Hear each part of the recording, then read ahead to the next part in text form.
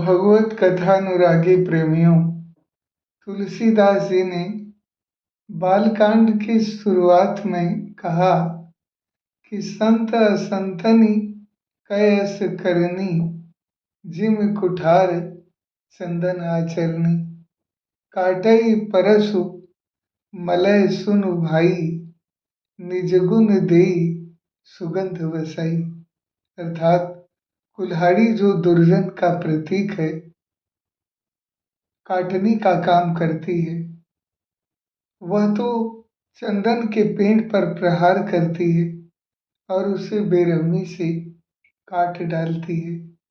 पर चंदन का आचरण जो संत का प्रतीक है, वह यह जानते हुए भी कि कुल्हाड़ी उसे काट रही है, बदले में उस पर गुस्सा नहीं, बल्कि इसके विपरीत वह कुल्हाड़ी की धार को भी सुगंधित बना देती है। सज्जनों, आज के समाज में जो लोग ईंट का जवाब पत्थर से देना चाहते हैं और नफरत को नफरत से जीना चाहते हैं, वह यह भूल जाते हैं कि इससे समाज में प्रेम नहीं, नफरत ही बढ़ता है और यह जीवन जीने का एक बेहतरीन मार्ग कभी भी साबित नहीं हो सकता।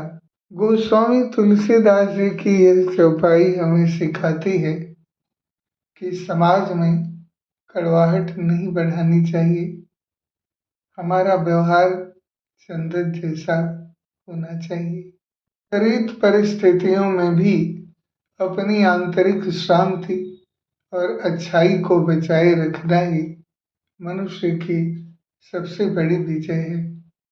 सज्जनों, ईसा से 399 वर्ष पूर्व यूनान के एक महान दार्शनिक सुकरात हुए। उनकी मृत्यु तुलसीदास जी की उसी चौपाई का सबसे बड़ा उदाहरण है। वह युवाओं से कहते थे कि किसी भी बात को आंख मूंद कर मत मानो, पहले उसे तर्क की कसौटी पर परखो, फिर उस पर आचरण करो। इस पर वहाँ के शासकों ने उन पर आरोप लगाया कि वे एथेंस के पारंपरिक देवी देवताओं को नहीं मानते, वे युवाओं को गुमराह कर रहे हैं। भरी अदालत में सुकरात चाहते तो माफी मांगकर या एथेंस छोड़कर अपनी जान बचा सकते थे, लेकिन उन्होंने ऐसा नहीं कहा। उन्होंने अदालत में कहा कि अगर आप मुझे इस शर्त पर छोड़ते हैं कि मैं सत्य की खोज और युवाओं को जगाना बंद कर दूं, तो मैं कहूँगा कि मैं आपकी आज्ञा के बजाय ईश्वर की आज्ञा का पालन करूँगा, और जब तक मुझ में सांस है मैं सच कहता हूँ, बंद नहीं करूँगा। परिणाम स्वरूप एथेंस की अदालत ने उन्हें हेमलाक नामक घातक जहर पीकर आत्महत्या करने की सजा सुनाई। जिस दिन सुकरात को जहर दिया जाना था, उनके शिष्य और मित्र जेल में उनसे मिलने आए। उनके एक अमीर शिष्य क्रीटो ने जेल को रिश्वत देकर सुकरात की जेल से भागने का पूरा इंतजाम कर लिया था। शिष्यों ने रोते हुए सुकरात से कहा, गुरुजी सब तैयार है, आप यहाँ से भाग चलिए, समाज आपके साथ अन्याय कर रहा है। सुकरात ने भागने से साफ मना कर दिया और अपने शिष्यों से कहा कि यदि मैं फैसला न मानकर भाग जाऊंगा और कानून को तोड़ूंगा तो मैं भी बुरा बन जाऊंगा।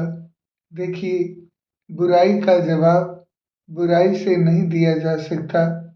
ऐसा कहकर सुकरात ने जहर का प्याला अपने हाथ में ले लिया और पूर्ण शांति से उसे पी लिया। इससे पहले क्रीटो से आखिरी वाक्य सुकरात ने कहा कि क्रीटो, मैंने चिकित्सा के देवता का एक मुर्गा उधार लिया था, कृपया वह मेरा कर्ज चुका देना। सुकरात का जीवन हमें सिखाता है कि परिस्थितियां चाहे कितनी भी प्रतिकूल क्यों न हो, अपने जीवन के मूल्यों और सिद्धांतों से समझौता नहीं करना चाहिए। सुकरात को मृत्यु देने वाले शासक और न्यायाधीश इतिहास के पन्नों में विलीन हो गए, पर सुकरात का जीवन आज भी समाज में सुगंध बिखेर रहा है। ईश्वर आपका कल्याण करे, आपका दिन भी शुभ हो।